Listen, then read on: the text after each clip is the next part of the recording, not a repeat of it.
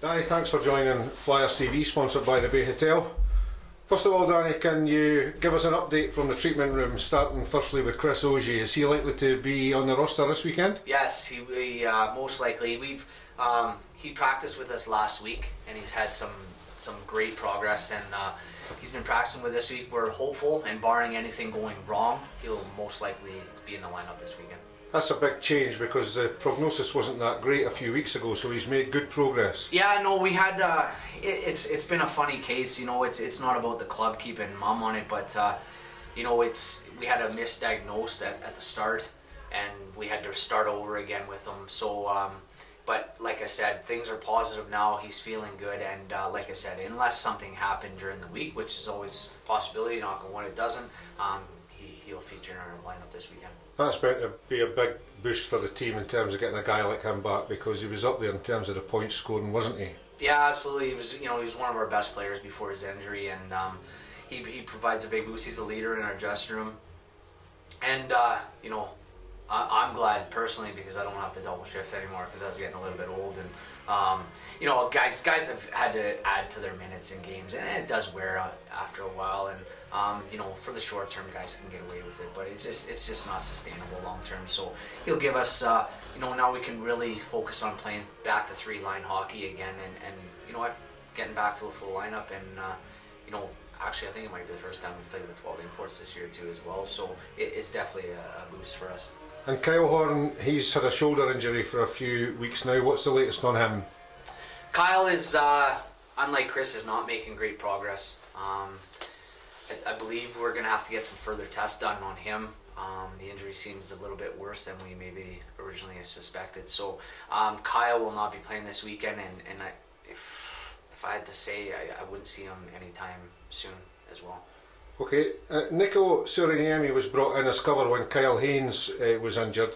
How far, first of all, how far is Kyle away from full fitness? Kyle Horn? Kyle Haynes. Oh, Haynes. Well, I mean, the injury he picked up, I mean, if you want to talk full fitness, I mean, I think he's close, but maybe something that you'll feel the rest of the way.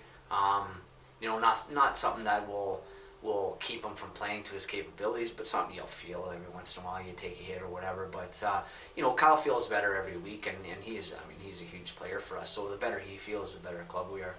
And Nico has his name on the back of his jersey now. How big a message is that to him and to the fans that he's around for the longer term? Well, first of all, the reason why Nico didn't have his name on his jersey is because the guy couldn't decide on a number. We asked him what number he wanted, and for 2 weeks he contemplated it, and by then it was the Christmas period, so we couldn't get one in. So no, Nico's come in, and we brought him in over the Christmas period, obviously with the loss to Kyle Haynes, and he did a good job for us. And you know, he's a guy just like everybody else that needs to perform night in and night out, and I guess none of our jobs are really safe till the end of the season. I can't give you that, because you know, at the end of the day, we're a results-based team, and we got to perform night in, night out. Has that been happening? A little inconsistent right now, but you know what, guys, it's about time that we got together, and you know, we had a lot of positives on Sunday, and hopefully we can take those into this week. Danny, Flyers are 6th in the league, having played almost the same number of games as the teams below, other than Hull. How important was it to get that win on Sunday after the defeat here on Saturday night? Wow, it was huge. I mean, not only was it a great response for the guys, but I mean, if you're looking at it from a standings point of view, I mean, all of a sudden we're 3 points up on Hull rather than 1 point down, and them having games in hand on us. So it was a massive win, especially to go in that rink. It's not an easy rink to play in sometimes. It wasn't a good performance on Saturday. We're not deluded to that, that's for sure. And but like I said, it's a long bus ride down to Hull on the Sunday.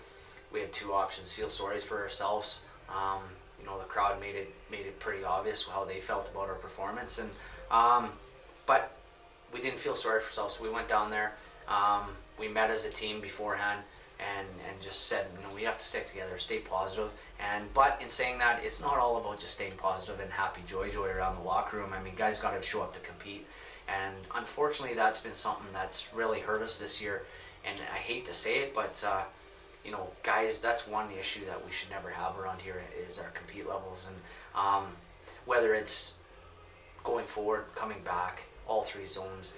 You know, guys aren't playing in all three zones. They're not competing in all three zones. Some guys are working hard going forward. Some guys are working hard the other way. But we get a whole team working in all three zones and competing every night. We're a good hockey club, and we've shown that. Yeah, but we just need it a little more often. As the associate coach and as Todd as the head coach, how do you motivate the guys then to be as consistent as that, as you would want them to be? Well, I mean, we do our weekly prep all week. I mean, we break down other teams and we get in these guys' heads that it starts in practice. I mean, work hard in practice. You compete against each other, push each other. Then it transfers into games. But you know, there's some weeks where we have great weeks of practice. And I mean, last week we had a great week of practice, and we show up against a Hall game, and I just don't know. I don't know. It was I don't know if it was the delays in the game that maybe put us in a lull or whatever happened, but we came out. Our penalty kill going into the game was the top in the league, top rated penalty kill in the league, and we had a nightmare. And those happen. I mean, hockey's not black and white. It's a lot of areas gray, a lot of things that affect the game. But in saying that, that's not an excuse. We didn't react well. And down in Sunday, we had every reason to do the same thing. We had kill off 11 power plays, 3 5-on-3s, but we didn't. We stayed the course. You know, instead of guys complaining or bitching at the ref, they just said, you know what, let's kill these off and go back to work. And that's what we did. We had great performances by everybody. Looking ahead then, Danny, back-to-back games against Belfast, a large travelling Fife support, I think over 300 fans going over for that game. What can they expect, spending their hard-earned cash to go over to Belfast?